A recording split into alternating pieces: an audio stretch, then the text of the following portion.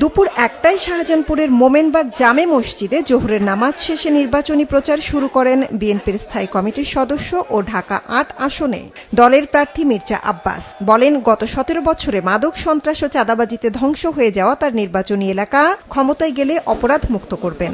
একটি বিশেষ শক্তি election engineering এর চেষ্টা করছে বলেও তার অভিযোগ। একটা মানুষকে ঘায়েল করতে হলে যে সমস্ত অস্ত্রগুলো দরকার সেই অস্ত্রগুলো তারা ব্যবহার করছে এবং এই সমস্ত কথার এবং ডকুমেন্টারি ফিল্মের কোনো সত্যতা নাই এবং এরা আর্টিফিশিয়াল ইন্টেলিজেন্স দিয়ে অনেক কিছু তৈরি করছে।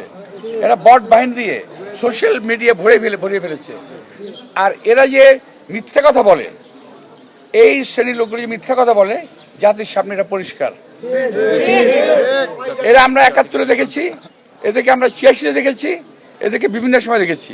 অন্য দলের কার্যক্রম কথাবার্তা শুনে এবং সরকারের একটি মহলের কথাবার্তা শুনে মনে হচ্ছে দ্যার ইজ সামথিং রং, ডাল মে কুছ কালা হ্যায়। এলাকা থেকে মাদক নির্মূল করতে হবে। ১৭ বছরে আমার এলাকাটাকে শেষ করে দিয়েছে মাদক, চাঁদাবাজি, সন্ত্রাস, এগুলো একবার শেষ করে দিয়েছে এলাকাটাকে। এই এলাকাটা থেকে এই ৩ জায়গা থেকে আমরা রক্ষা করতে হবে। একই আসনে এনসিপির মুখ্য সংগঠক এবং ১০ দলীয় জোটের প্রার্থী নাসিরউদ্দিন পাটোয়ারি সকালে গণসংযোগ করেন মতিঝিল এলাকায়।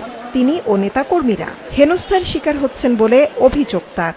আমরা খুবই সংক্ষিপ্ত আকারে আমাদের লিফলেটে লিখেছি, সন্ত্রাস, চাঁদাবাজি, দুর্নীতি, দখলদারিত্ব রুখে দিয়ে বৈষম্যহীন ও ইনসাফের বাংলাদেশ গড়ার লক্ষ্যে আমরা কাজ করছি। এবং আপনারা এখানে দেখেছেন, এখানে বারডেম, ঢাকা মেডিকেল রয়েছে, পুরো বাংলাদেশ থেকে রুগীরা আসা। আমরা তো হোস্ট, তাহলে আমরা ভবিষ্যতে তাদেরকে এমনভাবে হোস্ট করব যাতে হলে ওনারা নিরাপদে থাকতে পারে।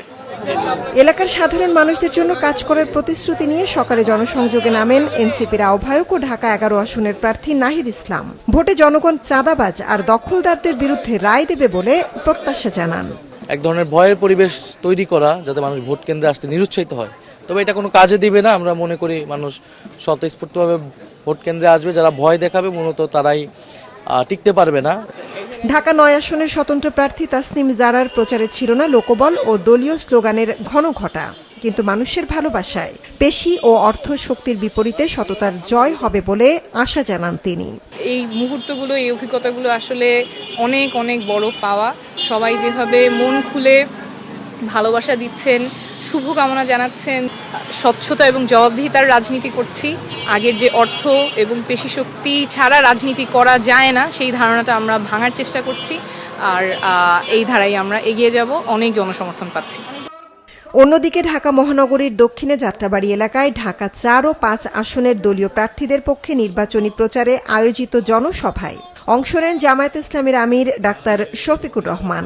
যারা ন্যায় বিচার চায় না, তারা পাল্লাকে সহ্য করতে পারে নাই অতীতে। কারণ পাল্লা যদি বিজয়ী হয়, সমাজে ন্যায় বিচার প্রতিষ্ঠিত হবে।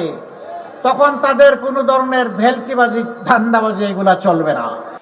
এদিন সকাল থেকে বিভিন্ন দলীয় স্বতন্ত্র প্রার্থীরা যার যার নির্বাচনী এলাকায় প্রচার চালাচ্ছেন। ১০ই ফেব্রুয়ারি সকালে শেষ হবে প্রচারের সময়। মৌমিতা জান্নাত, মাছরাঙা সংবাদ, ঢাকা।